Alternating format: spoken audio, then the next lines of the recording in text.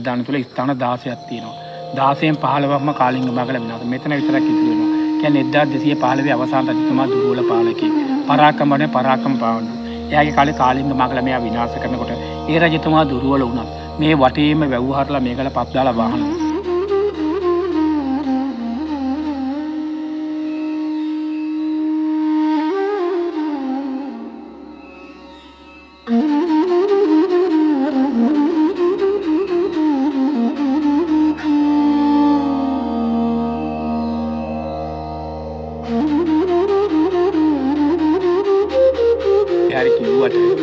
මේකේ පැරින් නම උත්තරාරාමය. කියන්නේ රජතුමාගේ මාලිගාවට උතුරු පැත්තට පිටපු ආරාමය.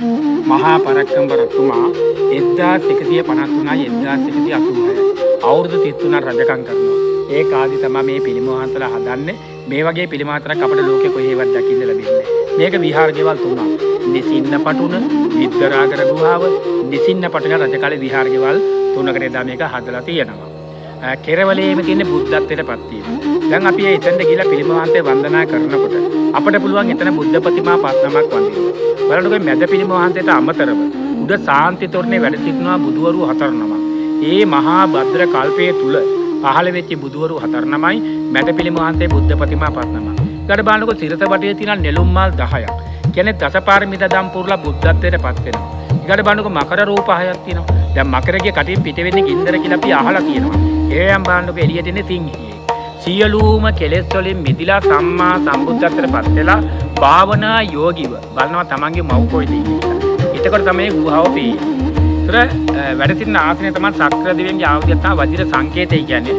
වජිරාසනයක් මත තමයි වීරාසනින් වැඩ සිටින්නේ. බලන්නකෝ විද්දරාගර ගුහාව. බාට ගලේ ඉස්සල්ලාම උඩින් කාණුවක් හරනවා. ඒක තමයි කටාරම් කොටනවා. කියන්නේ වැහි කාලෙට උඩින් එන වතුර පාර ඇතුළේම වලක්කා ගන්න. බලන්නකෝ ගල් කණු කොහෙන්වත් ගෙනාපු ගල් කණු නෙමෙයි.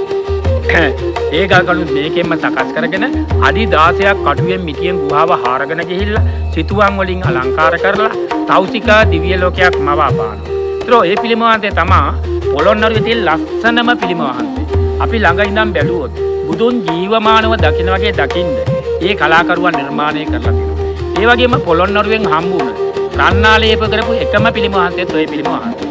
කාලිංග මාගල මෙයා විනාශ කරනකොට අපේ මුතුමෙත් එකතු වෙලා මේ ගල පස්දාලා වහනවා බේර ගන්න. ඒ පස් ටික අයින් කරනකොට රත්තරන් සිතුවම් සේර විනාශ වෙනවා. තාම පිළිම වහන්සේගේ නියපොතු කොළ පාටයි. මොකද තඹ මිශ්‍ර කළා තමයි රන්නාලේප කරන්නේ. ඒ තඹ ගතිය තාම තියෙනවා.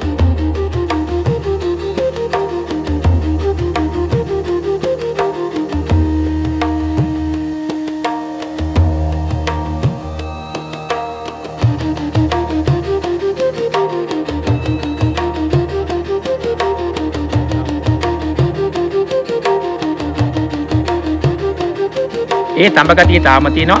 දෙපැත්තේ අයින් දෙක බැලුවොත් තාම පැරණි සිතුවම් අපිට දකින්න ලැබෙනවා. මුතු කුඩයක් යට දෙව්වරු දෙන්නේ දෙපැත්තෙන් පවන් සල්නවා. උඩ පැත්තෙන් දෙව්වරු දෙන්නෙක් වන්දනා කරනවා.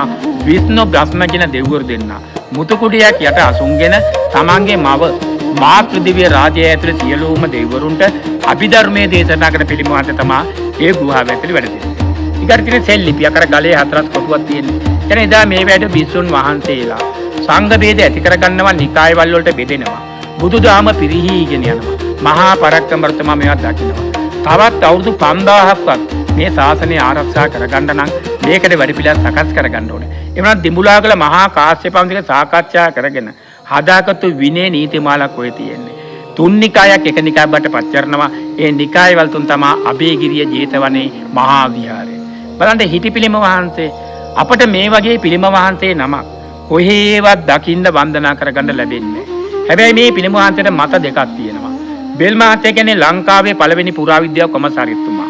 එතුමා කියනවා මේ බුදුහාමුදුරුව පිරිනුවම් පාන නිසා ආනන්ද හාමුදුරුව දුක් වෙනවා, වැළපෙනවා, ශෝක වෙනවා කියලා. හැබැයි එයාට ඒ මතේ ඉන්න හම්බ වෙන්නේ නැහැ. ගාල්ල දකුණු පළාතෙන් බිහි වෙන සෙනරත් පර්ණවිතාන සූරි අපේ ලංකාවේ සිංහල පළවෙනි පුරාවිද්‍යා කොමසාරිස්තුමා. එතුමා මේ පිළිම වහන්සේ ගැන හොඳට හොයලා බලලා කියනවා මේ ඉන්නේ ආනන්ද හාමුදුරුව නෙමෙයි කියලා. මොකද ආනන්ද හාමුදුරුව නම් කවදාක්වත් පත්මාසනයක් මත වැඩ සිටින්නේ නැහැ නෙළුමක් මත.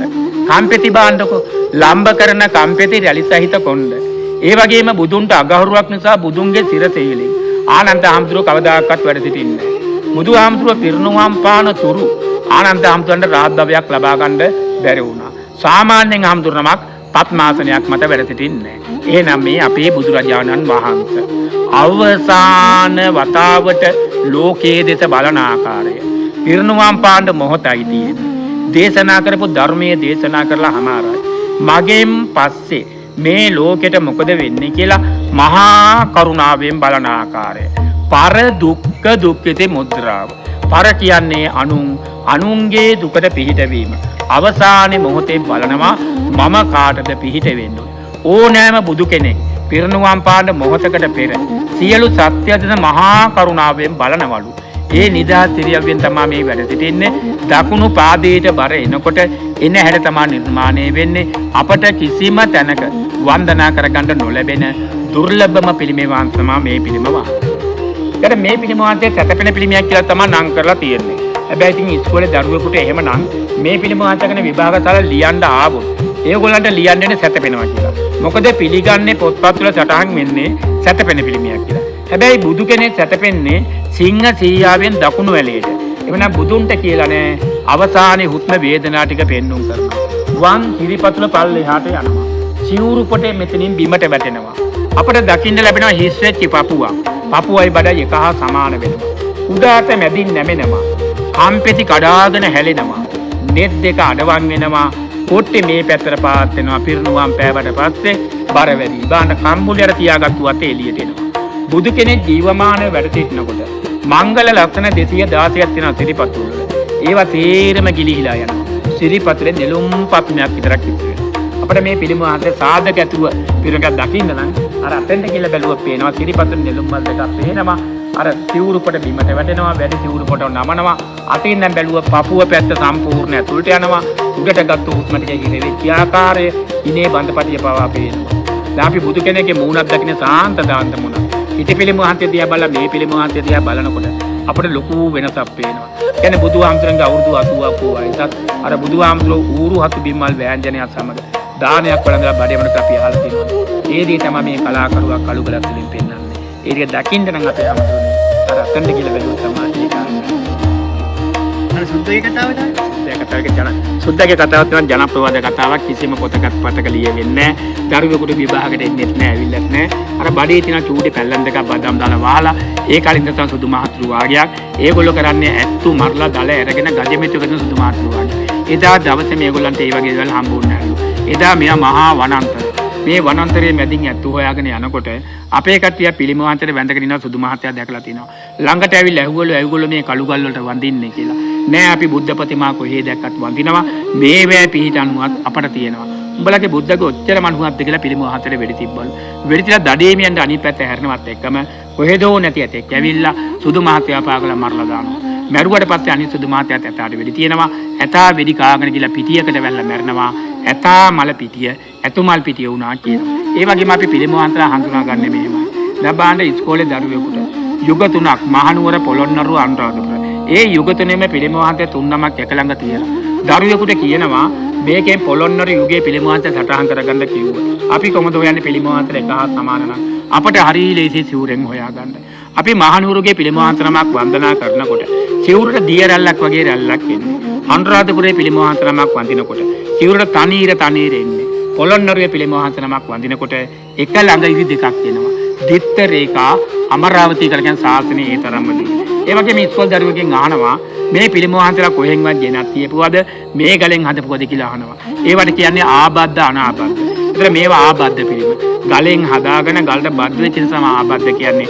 අනාබද්ධ කියන අපි පිළිම වහන්සේලා කොහෙන් හරි ගෙනත් තිබ්බනම් ඒක අනාබද්ධ පිළිම වහන්සේ නමක්.